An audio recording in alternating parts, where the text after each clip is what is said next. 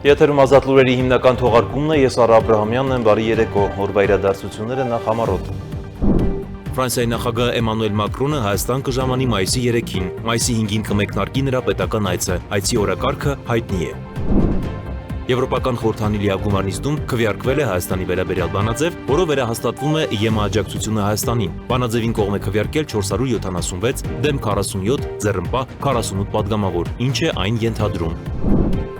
Գործադիր անդրադարձել է երկրի զարգացման մի քանի առանցքային ուղղությունների, խաղաղության խորհրդի կանոնադրության վավերացման գործընթացից մինչև համայնքային ենթակառուցվածքների զարգացում եւ զինծառայողների բնակարանային խնդիրների լուծման նոր մեխանիզմներ, կայացել է կառավարության հերթական նիստը։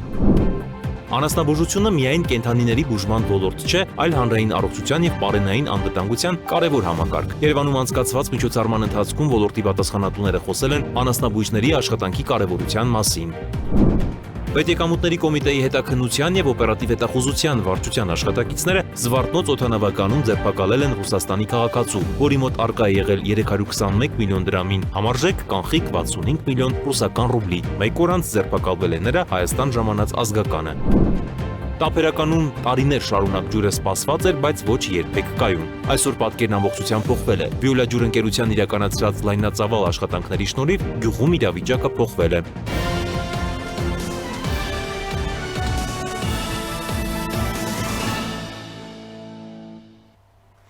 Վարչապետ Նիկոլ Փաշինյանի գլխավորությամբ տեղի ունեցել անվտանգության խորհրդի հերթական նիստը, որին բացի անվտանգության խորհրդի անդամներից մասնակցել են նաև Հանրապետության նախագահ Վագն Խաչատուրյանը, տարածքային կառավարման եւ ենթակառուցվածքների նախարար Դավիթ Ղուդաթյանը, բարձր տեխնոլոգիական արդյունաբերության նախարար Մխիթար Հայրապետյանը։ Այլ մանրամասներ չեն հաղորդվում։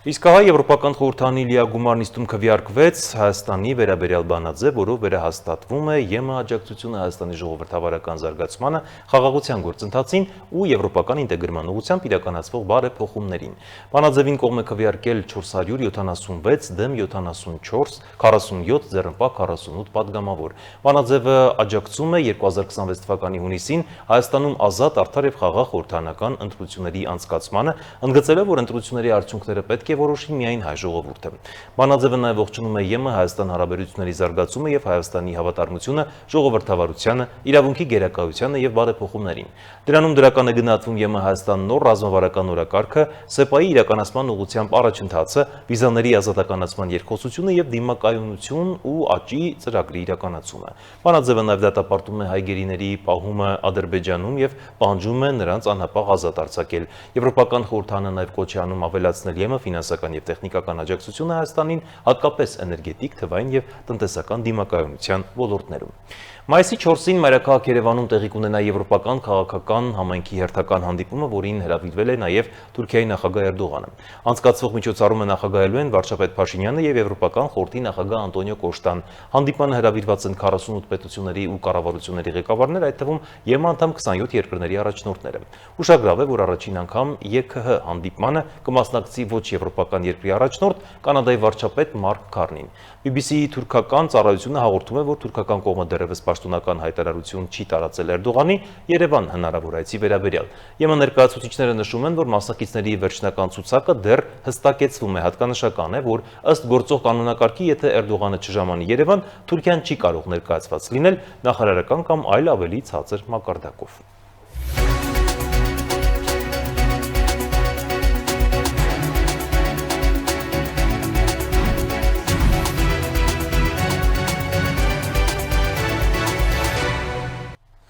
Հայաստանի կառավարությունն էլ հերթական նիստում անդրադարձել է երկրի զարգացման մի քանի առանցքային ուղղությունների, խաղաղության խորհրդի կանոնադրության վավերացման գործընթացից մինչև 2029 թվականի երիտասարդական ֆուտբոլի առաջնության նախապատրաստական աշխատանքներ, համայնքային ենթակառուցվածքների զարգացում եւ զինծառայողների բնակարանային խնդիրների լուծման նոր մեխանիզմներ։ Քննարկումների առանցքում ինչպես արտաքին քաղաքական նախաձեռնություններն էլ, այնպես էլ քաղաքացիների կենցաղին առնչվող ծրագրերն էին։ Կառավարությունը հավանություն տվեց Խաղաղության խորհրդի կանոնադրության վավերացման գործընթացի վերաբերյալ օրենքի նախագծին եւ այն ուղարկեց Հայաստանի սահմանադրական դատարան սահմանադրականության գնահատման։ Փաստաթուղթը, որը Հայաստանը ստորագրել է, նախատեսում է երկրի մասնակցությունը միջազգային կազմակերպությանը, որի նպատակն է հակամարտություններից տուժած տարածաշրջաններում կայունության խթանումը։ Նիստում անդրադարձ կատարվեց նաեւ սպորտային խոշոր իրադարձությանը։ Հայաստանը Վրաստանի հետ միասին կընդունի մինչեւ 20 տարեկանների 2029 թվականի ֆուտբոլի առաջնությունը։ Վարչապետ Նիկոլ Փաշինյանը նշեց, որ թեև նախապես որոշակի մտահոգություններ կային, սակայն այժմ վստահ են, որ մինչև առաջնության մեկնարկը անհրաժեշտ ենթակառուցվածքները, ներառյալ մարզադաշտերը պատրաստ կլինեն։ Կարծում եմ պետք է նախ աշխատանքային խումբ կազմ կոմիտե ձևավորենք այս տրամաբանության մեջ փոխվարչապետ Տիգրան Խաչատրյանի գլխավորությամբ եւ նաեւ իհարկե երկու երկրների, ես չգիտեմ, պետքա քննարկել վրաց գործընկերների հետ համատեղ կազմ կոմիտեի անհրաժեշտ եւ FIFA-ի մեր գործընկերների հետ պետք քննարկել համատեղ կազմ կոմիտեի անհրաժեշտություն կա թե ոչ, բայց այնուամենայնիվ որ որոշակի կոորդինացիա պետք է աշխատանքների, այդ ակնհայտ է։ Կրթության, գիտության, մշակույթի եւ սպորտի նախարար Ժաննա Անդրեասյանի տվյալներով Հայաստանում կանցկացվի 30 հանդիպում, իսկ երկիր կայցելի ավելի քան 100,000 երկրպագում։ Խաղերը նախատեսվում են Երևանում, Վանաձորում եւ Իջևանում։ Մենք մասնավորապես հիմա գտնվում ենք Վանաձորի ստադիոնի վերակառուցման փուլում, որը պետք է լինի UEFA-ի 4-րդ կատեգորիայի ստադիոն, ընդունելով նվազագույնը 10,000, հիմա մինչև 12,000 հանդիսատես ընդունելու հնարավորություն ենք ունենալու վերակառուցման արդյունքում, եւ մենք նախորդ տարի նաեւ որոշում ենք կայացրել Իջևանում նոր ստադիոնի կառուցման մասով, որը նույնպես կլինի UEFA-ի 4-րդ դասի ստադիոն, եւ արդեն իսկ հողի հետ կապված աշխատանքները մարզպետարանի հետ միասին ավարտել ենք եւ ունենք նաեւ ստադիոնի կառուցման առաջարկը, որը առաջիկայում կբերեն կառավարության քննարկմանը։ Մշակութային կյանքի շրջանակում հայտարարվեց, որ այս տարվա հուլիսին Ճամբարակում կանցկացվի ֆեստիվալ երաժշտական փառատոնը, շարունակելով արդեն ավանդույթ դարձած նախաձեռնությունը։ Տարածքային կառավարման եւ ենթակառուցվածքների նախարար Դավիթ Խուդատյանն էլ ներկայացրեց 1 միլիարդ 59 միլիոն դրամի համաֆինանսավորման նախագիծը, որով կիրականացվեն 14 համայնքների 20 ծրագրեր։ Դրանք ընդգրկում են ճանապարհաշինություն, ջրամատակարարման համակարգերի բարելավում, գազաֆիկացում, լուսավորության ցանցերի կառուցում եւ այլ կարևոր աշխատանքներ։ Վարչապետն ընդգծեց նաեւ ՀԴՄ կտրոնները պահանջելու կարևորությունը, նշելով, որ հարկային կարգապահությունը թույլ է տալիս իրականացնել նման ծրագրեր։ Պետականակենտրոն տրամաբանությունը, որ մենք աշխատում ենք, արդյունք ենք ձևավորում, հարկերի եւ բանի ՀԴՄ-ների ձևով մեր մասնաբաժինը դնում ենք մեր պետության զարգացման գործում եւ մեր պետությունը զարգանում է։ Նիստում քննարկվեց նաեւ զինծառայողների եւ նրանց ընտանիքների բնակարանային ապահովման հարցը։ Նոր նախագծով առաջարկվում է անցում կատարել հիփոթեկային վարկավորման մեխանիզմի, ինչը հնարավորություն կտա արագացնելու բնակարանային խնդիրների լուծումը, հաշվի առնելով, որ ներկայում շահառուները երբեմն սպասում են ավելի քան 15 տարի։ Նախատեսվում է նաեւ գույքի օտարման 10 տարվա սահմանափակում։ Նախատեսվում է ծրագիրը իրականացնել մի ֆինանսական աջակցության գործիքի միջոցով, որը կոչվում է հիպոթեկային վարկավորման գործիք։ Սա ենթադրում է, որ ֆինանսավորման 90%-ը կհատկացնի կառավարությունը բանկերի միջոցով, իսկ 10%-ը պաշտպանության նախարարության տարեկան ֆինանսավորման միջոցով։ Այն կենթադրի 4 տարվա ընթացքում, այն է 2027 թվականին 735 շահառուների բնակարան հատկացնելու ծրագիր, 2028 թվականին 812 շահառուների, 2029 թվականին 719 եւ 4-րդ փուլում 2030 թվականին թվով 584 շահառուների։ Սրանք մարդիկ են, որոնց հիմա ներկայացնեմ, որ կատեգորիաներին է վերաբերում,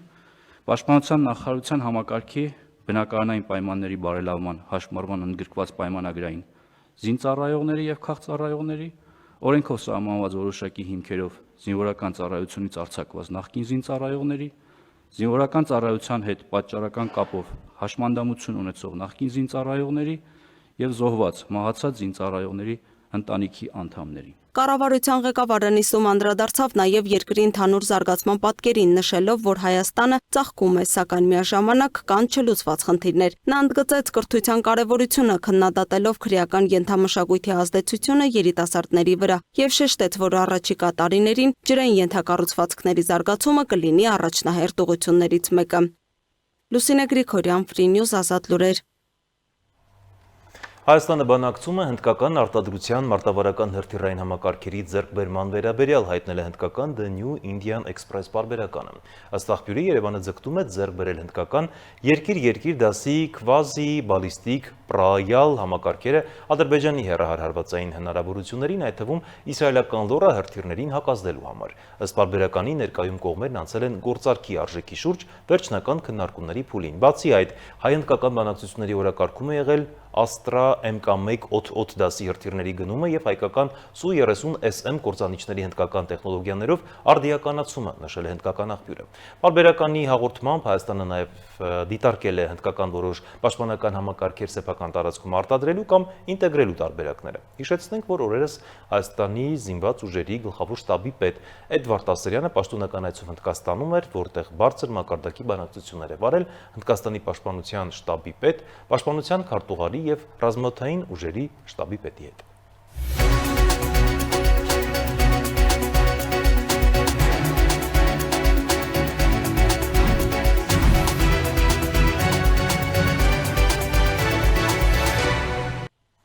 Անասնաբուժությունը միայն կենդանիների բուժման ոլորտ չէ, այլ հանրային առողջության և պարենային անվտանգության կարևոր համակարգ։ Երևանում անցկացված անասնաբույժը առողջ հասարակության պահապան խորագրով միջոցառման ընթացքում ոլորտի պատասխանատուները խոսել են անասնաբույժների աշխատանքի կարևորության, սոցիալական երաշխիքների, երիտասարդ մասնագետների ներգրավման և ոլորտի զարգացման հիմնական ուղղությունների մասին։ Էկոնոմիկայի նախարար Գևորգ Պապոյանը շեշտել է, անասնաբուժությունը երկրի անվտանգության կարևոր բաղադրիչներից է։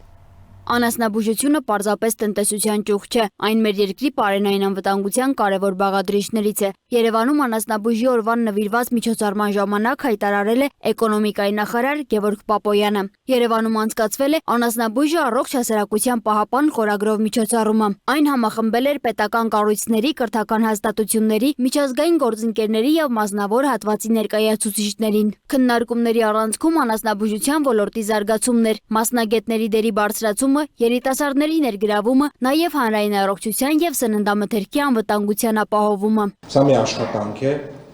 որի վերջնանպատակը իհարկե Հայաստանում պարենային անվտանգության մակարդակի բարձրացումն է, պարենային անվտանգության ապահովումը և իհարկե հանրային առողջության պաշտպանությունը։ Սա պարզապես տնտեսության ճյուղ չէ, սա մեր երկրի անվտանգության առանձին կարևոր մասերից մեկի, պարենային անվտանգության ամենակարևոր հատվածներից մեկն է։ Պապոյանը նշել է, որ հունվարի 1-ից Հայաստանում առաջին անգամ մեկնարկել է անասնաբույժների ապահովագրության ծրագիրը։ Նրա խոսքով անասնաբույժներն աշխատում են վտանգավոր միջավայրում, ենթարկվելով թե ֆիզիկական, թե վարակային ռիսկերի։ Այսինքն իրենք կարող են ֆիզիկական վտանգների ենթարկվել, հայտնի պատճառով կենդանիներին են բուժում, կենդանիների հետ են աշխատում եւ նաեւ կարող են վարակվել, հիվանդություններ ձեռք բերել, ինչի ռիսկը բավականին ցավոք սրտի մեծ է եւ բնականաբար շատ կարեւոր է, որպեսզի մենք որպես պետություն երաշխավորենք մեր անասնաբուժների համար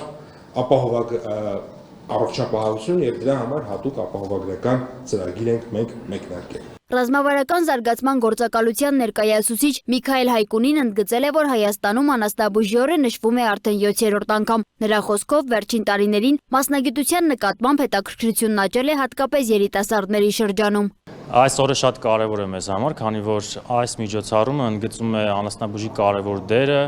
հանրային առողջության, կենդանիների առողջության եւ գյուղատնտեսության զարգացման գործում։ Տարիներ առաջ կասեի, որ անասնաբուժություն մասնագիտությունը երիտասարդների համար գրավիչ չէր, ինչ-ինչ պատճառներով, բայց կարող եմ ասել, որ այս մի քանի տարին երիտասարդների շրջանում հետաքրքրություն է առաջացել մասնագիտության նկատմամբ, ինչպես նաև աղջիկներն են ավելի շատ ընտրում այս մասնագիտությունը եւ քոլեջներում եւ բարձրագույն կրթական հաստատությունում, ագրարային համալսարանում արդեն կարող եմ ասել, որ ուսանողների թիվը գնալով աճում է։ Սննդամթերքի անվտանգության տեսչական մարմնի ղեկավար Տիգրան Պետրոսյանն էլ նշել է, որ անասնաբուժությունն այլևս միայն կենդանիների բուժման ոլորտ չէ, այն անմիջականորեն կապված է մարդու առողջության եւ սննդամթերքի անվտանգության հետ։ Անասնաբուժի աշխատանքը միայն կենդանիների բուժումը չէ, այն անմիջականորեն կապված է հանրային առողջության, պահպանման, սննդամթերքի անվտանգության ապահովման եւ մեր երկրի կայուն զարգացման հետ։ Այսօր անասնաբուժությունը դարձել է ռազմավարական նշանակության ոլորտ, այն վաղուց դուրս է եկել իր ավանդական շրջանակներից եւ հանդիսանում է հանրային առողջության պաշտպանության առանցքային բաղադրիչ։ Միջոցառմանը ներկային նաև տարբեր համայնքների ներկայացուցիչներ։ Տաշիր համայնքի անասնաբույժ Արթուր Տիտանյանի խոսքով մասնագիտությունը լուրջ մասնագիտություն է, ձեզ ասեմ։ Ոչ միայն մենակ կենթանու բուժելն է, այլ մինչև մեր սեղանի այն տրված սնունդը դա անասնաբույժի շնորհիվ է, այդ առողջ սնունդը։ Շատ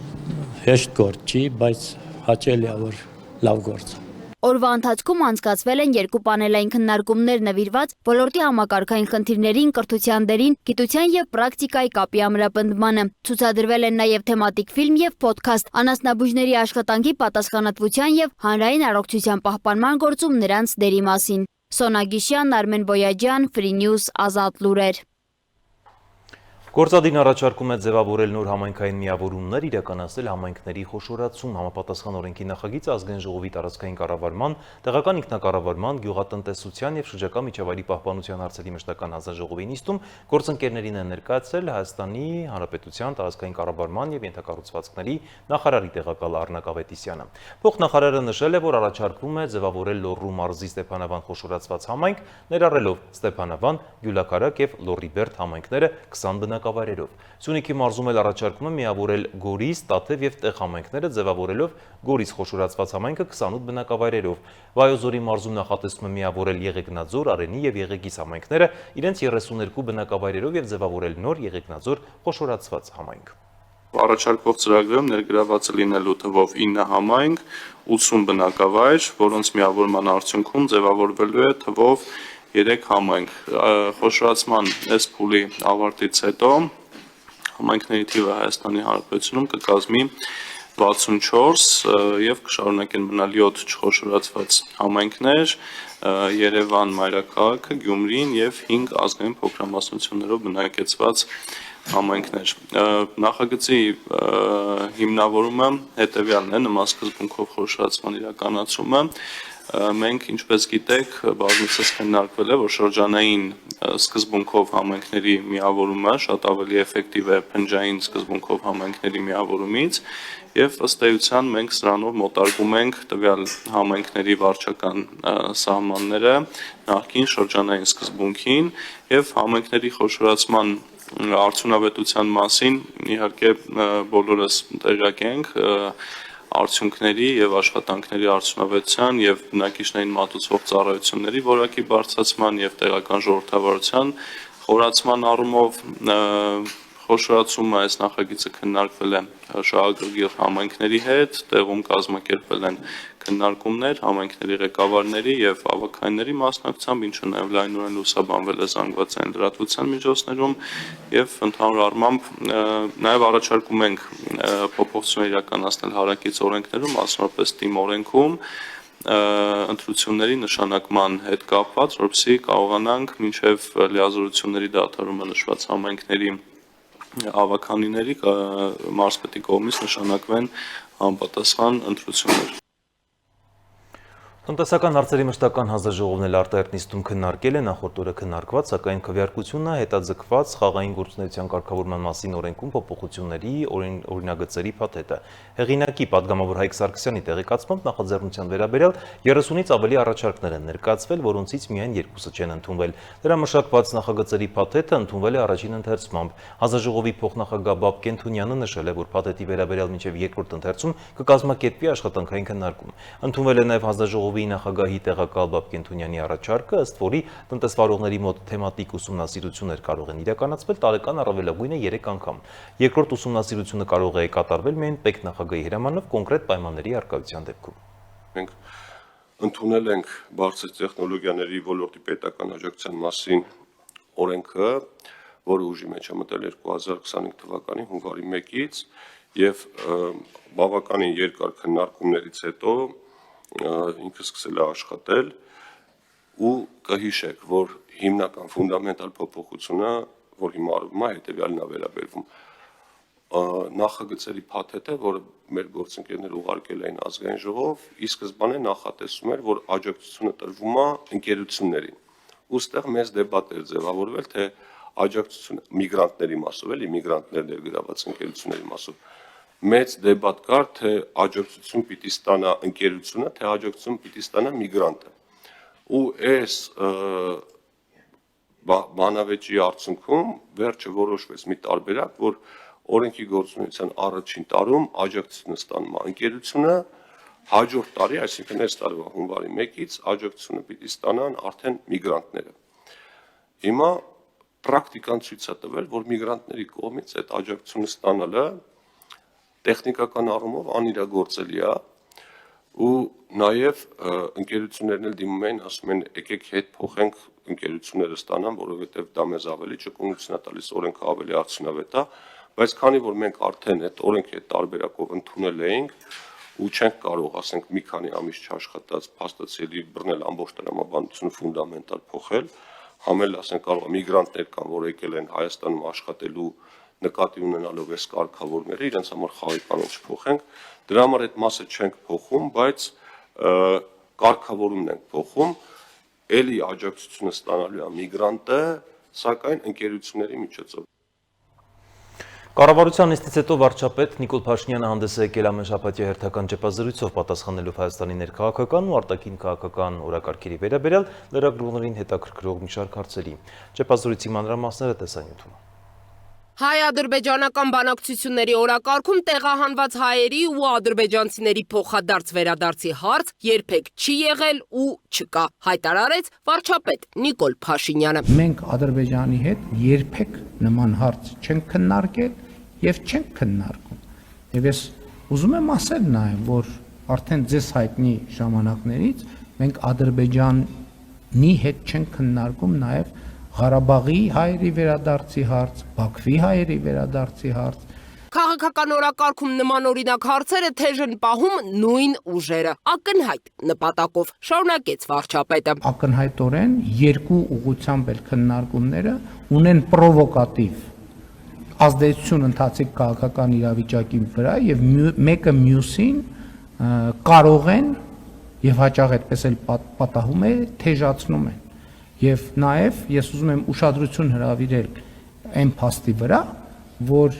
երկու հարցերն էլ քաղաքական օրակարգում թեժ են պահում նույն ուժերը, սկզբից մի հարցն են սկսում էսկալացնել, հետո բավարար էֆեկտ չի ունենում իրանց համար, երկրորդ հարցն են էսկալացնում, այսինքն դա էժան ներքաղաքական շահարկում է եւ ոչ ավելի։ Հիշեցնեմ, ուժեղ Հայաստան կուսակցության ներկայացուցիչները վերջին օրերին պարբերաբար հայտարարում են, թե Երևանը ադրբեջանական կողմին խոստացել է ապահովել 300,000 ադրբեջանցիների վերադարձը Հայաստանի Հանրապետություն։ Ի պատասխան նրանց այս պնդումներին վարչապետը արձագանքեց։ Կալուգացի օլիգարխը 100%-ով համոզված են, որ չի հասկանում ինքը ինչ է ասում եւ ինչի համար է ասում։ Իրեն հանձնարարում են, ինքը ասում է։ Ուրիշ որ ինքը չի հասկանում ինչի մասին է խոսում։ Ինքը հարցերի փոխկապակցվածություններն էլ չի հասկանում։ Ապրիլի 29-ին Հայաստանում էր գտնվում Շահին Մուստաֆայևի գլխավորած պատվիրակությունը։ Սա Հայաստանի եւ Ադրբեջանի միջև սահմանազատման հանձնաժողովների արդեն 13-րդ հանդիպումն էր։ Հայաստանի փոխվարչապետ Մհեր Գրիգորյանի ու Ադրբեջանի փոխվարչապետ Շահին Մուստաֆայևի համանախագահությամբ։ Հանձնաժողովների նախորդ հանդիպումը կայացել էր Ադրբեջանում։ Մենք ընդհանրապես կարծում ենք, որ Հայաստանի եւ Ադրբեջանի միջև հարաբերությունները պետք է շարունակաբար լավարկվեն, խաղաղությունը գնալով ուժեղանա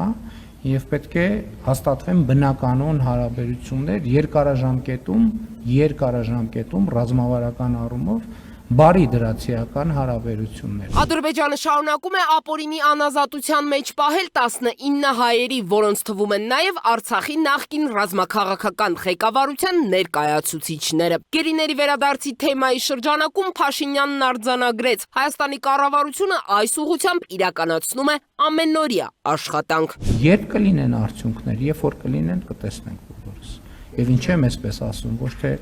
նրա համար, որ ինչ որ ինֆորմացիա ունեմ, որը չեմ ուզում կիսել, այլ իմ փորձը ցույց է տալիս, միջև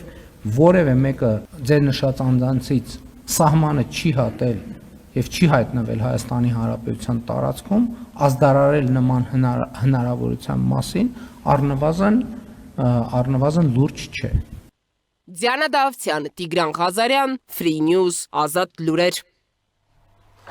Ռուսաստանի Դաշնության պաշտպանության նախարարությունն այսօր հայտարարել է Ուկրաինայի տարածքում արձանագրված նոր առաջխաղացման մասին գերատեսչության հաղորդմամբ ռուսական զորքերին հաջողվել է վերահսկողություն հաստատել Սումի և Դոնեցկի մարզերի երկու բնակավայրերի նկատմամբ։ Ռուսական կողմը պնդում է, թե ընդլայնում է սահմանի երկայնքով ձևավորվող անվտանգության գոտին։ Պաշտոնական Կիևը դեռևս չի մեկնաբանել այս տեղեկությունը։ Ի դեպ, Ուկրաինան էլ անօդաչու թռչող սարքերով հարվածել է Ռուսաստանի Պերմ քաղաքի նավթային ենթակառուցվածքներին։ Միջազգային մյուս նորությունները տեսաշարով։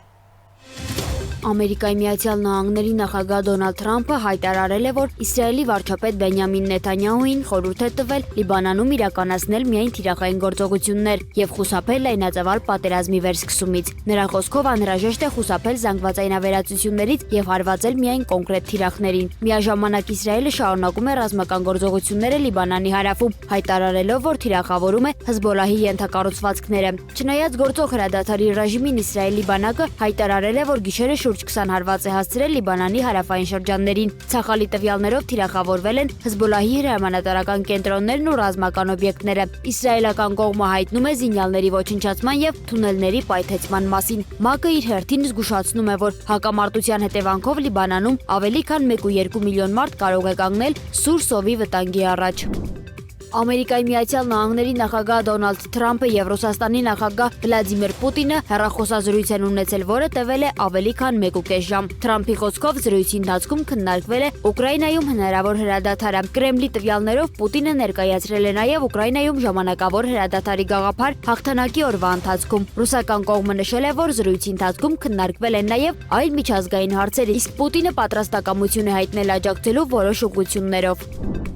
Ամերիկայի Միացյալ Նահանգների ռազմական գործողություններն Իրանի դեմ մինչև այժմ գնահատվում են շուրջ 25 միլիարդ դոլար, հայտնել է Պենտագոնի բարձրաստիճան պաշտոնյա Ժյուլ Հըրսթը։ Նա կոնգրեսում նշել է, որ ծախսերի հիմնական մասն ուղղվել է զինամթերքի եւ ռազմական գործողությունների ապահովմանը։ Հիշեցնենք, որ Ամերիկայի Միացյալ Նահանգների հարվածները սկսել են փետրվարի 28-ին, իսկ այժմ կողմերի միջև պահպանվում է փխրուն հրադադար։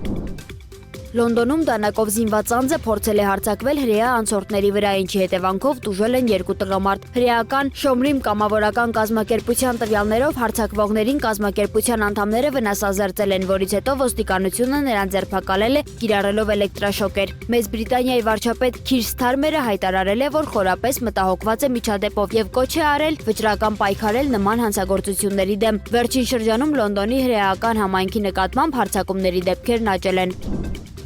Պակիստանի զինված ուժերը Չաման սահմանային գոտում ոչնչացրել են աֆղանական ուժերի մի քանի հսկիչ կետեր եւ տրանսպորտային միջոցներ, հայտնում է Դաունը հղում անելով ուժային կառույցներին։ Պակիստանյան կողմի պնդմամբ գործողություններն իրականացվել է ի պատասխան չհրահրված ագրեսիայի։ Արդարացի ցասում անվամբ ռազմական գործողությունն ըստ աղբյուրի ուղղված է Աֆղանստանի տարածքում գործող խմբավորումների դեմ եւ կշարունակի մինչեւ նպատակների իրագործումը։ Սահմանային բախումները վերսկսվել են փետրվարի 26-ին, իսկ աֆղանական կողմը հայտարարում է, որ գործողությունները պատասխան են պակիստանյան ավիահարվածներին։ Ավելի վաղ Պակիստանի պաշտպանության նախարար Խավաջա Ասիֆը հայտարարել էր, որ կողմերի միջև ձևավորվել է բացահայտ զինված դիմակայություն։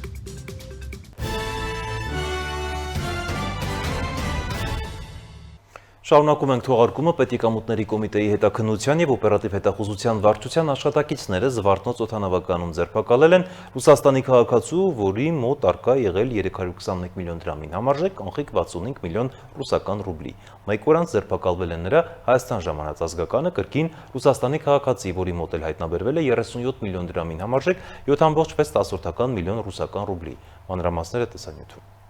Հայաստանի Հանրապետության օդային եւ ցամաքային սահմաններով տեղափոխվող կանխիկ դրամական միջոցների նկատմամբ իրականացվող ուժեղացված վերահսկողության շրջանակում ԲԵԿ հետաքննության եւ օպերատիվ հետախուզության վարչության ու ազգային անվտանգության ծառայության աշխատակիցները համատեղ միջոցառումների արդյունքում ստացել էին հերթական օպերատիվ տվյալները։ Ըստ այդ տվյալների Ռուսաստանի Դաշնությունից Հայաստանի Հանրապետությունը ժամանելու Ռուսաստանի Դաշնության քաղաքացի ՌԹ-ն, ով իր հետ կանխիկ եղանակով տեղափոխելու էր առանձնապես խոշոր չափի դրամական միջոցներ։ Տեղեկությունները իրացնելու նպատակով հրատապ ձեռնարկվել են օպերատիվ հետախուզական միջոցառումներ։ Արդյունքում Հայաստանի Հանրապետություն ժամանելուց հետո Զվարթնոց օդանավականում հայտնաբերվել է ՌԹ-ն, ում մոտ արկա է եղել կանխիկ 65 միլիոն ռուսական ռուբլի, որը շուրջ 321 միլիոն ՀՀ դրամին համարժեք գումար է։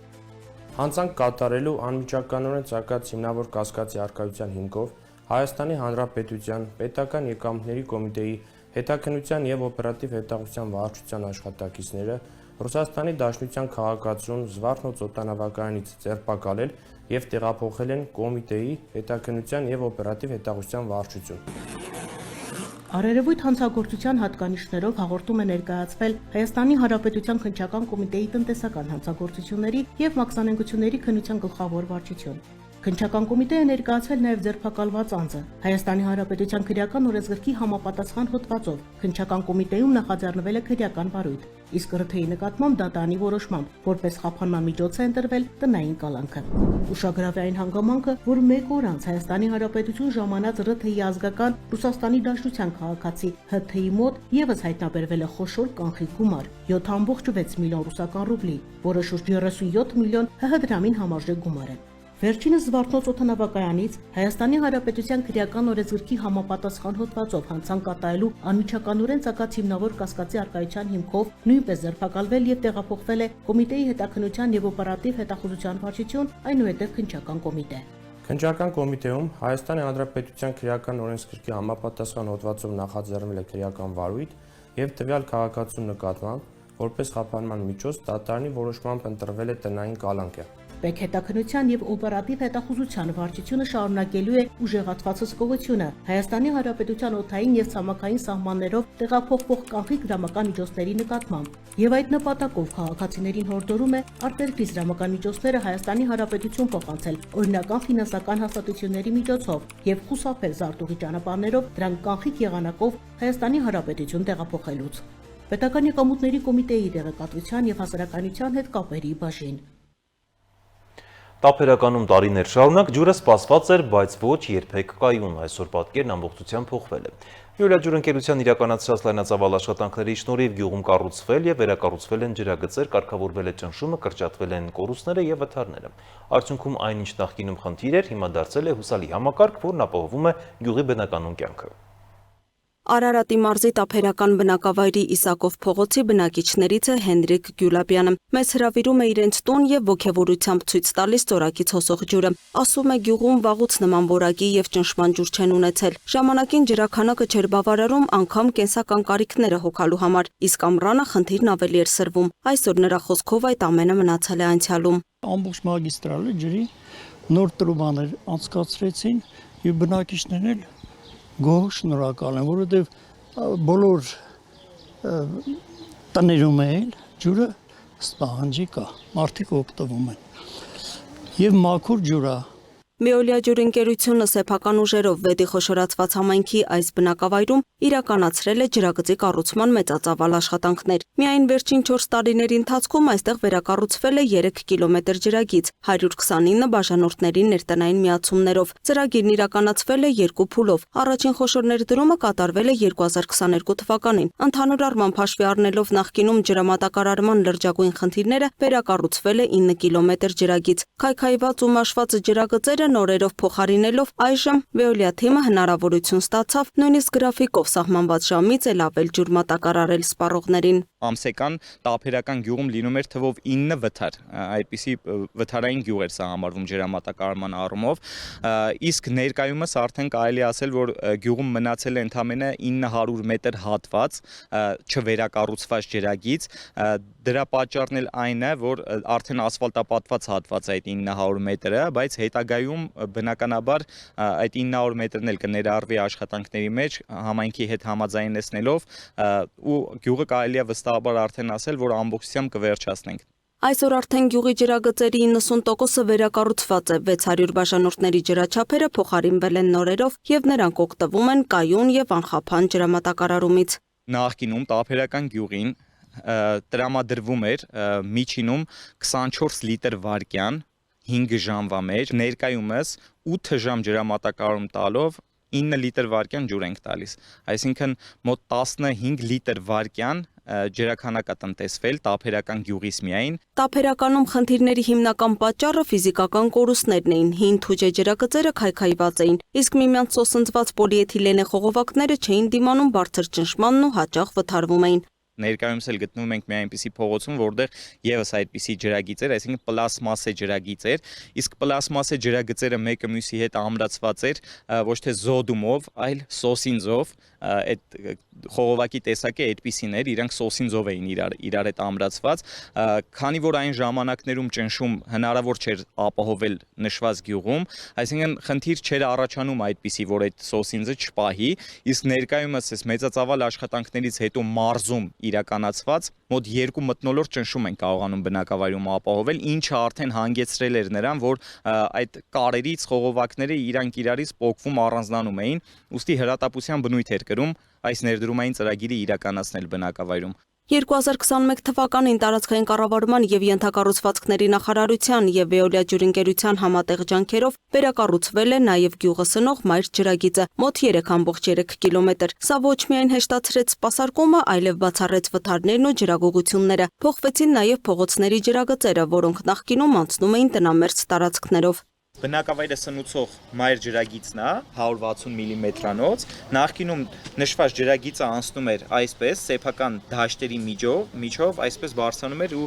այնտեղ էր միանում գառնի ջրատարին, քանի որ բնակավայրը սնուցվում է գառնի ջրատարից, իսկ ներկայումս արդեն ներդրումային ծրագրերի արդյունքում եւ համայնքի եւ Veolia ջրի համատեղ վերակառուցվեց եւ արդեն ճանապարհով կառուցվեց այս նոր ջրագիծը, ինչի արդյունքում արդեն էական բարելավում ունենք համայնքում։ Բնակավայրում կոնկրետ թե ջրագծերի, թե հոսքի հետ կապված խմելու ջրի ունեցել ենք բազմաթիվ խնդիրներ ու ներկա պահից կարող եմ ասել, որ Veolia ջուր ՓԲ-ի հետ համագործակցությունը շատ լավ փուլում է գտնվում, կատարվում են բազում աշխատանքներ։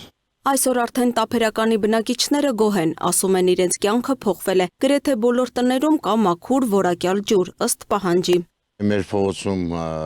մի 2 տարի առաջ են արել, շատ գոհ ենք, շնորհակալ ենք, 8 ժամ, 10 ժամ ջուրը գալիս է, պրոբլեմ չունենք, շատ գոհ ենք։ Այս տրուբեկը որ փոխել են, ամեն ինչ լավ է, կորուստը քիչ է, նորմալ է, ճնշում է, ամեն ինչ լավ է։ Յուրաքանչյուր բնակավայրում ընկերությունը հստակ խնդիր ունի իր առջև դրված, անհրաժեշտ ծավալի ջրաքանակ ապահովել բնակիչներին։ Համակարգի բոլոր աշխատանքներն ուղղված են հենց այս նպատակին։ Veolia ջրընկերությունը շարունակում է իր ներդրումները, որոնք տարեցտարի աստիճանաբար թեթևացնելու են համակարգի խնդիրները, իսկ դա նշանակում է, որ աստիճանաբար նվազելու են նաև սպառողներից ստացվող բողոքները։ Լուսինե Գրիգորյան, Տիգրան Ղազարյան, Free News, Ազատ լուրեր։ Եվ թողարկման վերջում տեղեկացնենք, որ վաղը մայիսի 1-ին Ամիրյան փողոցի Հանրապետության հրապարակից մինչև Ամիրյան փողոց Մաշտոցի փողոտա խաչմերուկ ընկած հատվածում եւ Հանրապետության հրապարակում նախատեսվում է տոնական շքերթ եւ համերգ նվիրված աշխատավորի օրվան։ Մայիսի 1-ին ժամը 13-ից Ամիրյան փողոցում մեկնարկելու է շքերթ, իսկ ժամը 14-ից Հանրապետության հրապարակում տեղի կունենա տոնական համերգ, որի ընթացքում էլ նախատեսվում է օդապարիկների թռիչք, ցերեկային հրավառություն, ուղղաթիռների թռիչք։ Երևանի քաղաքապետարանից հայտնում են, որ կեսգիշերից Հանրապետության հրապարակը եւ հարակից փողոցները փակվելու են երթևեկության եւ կայանման համար։ Այսքանը ցտեսություն։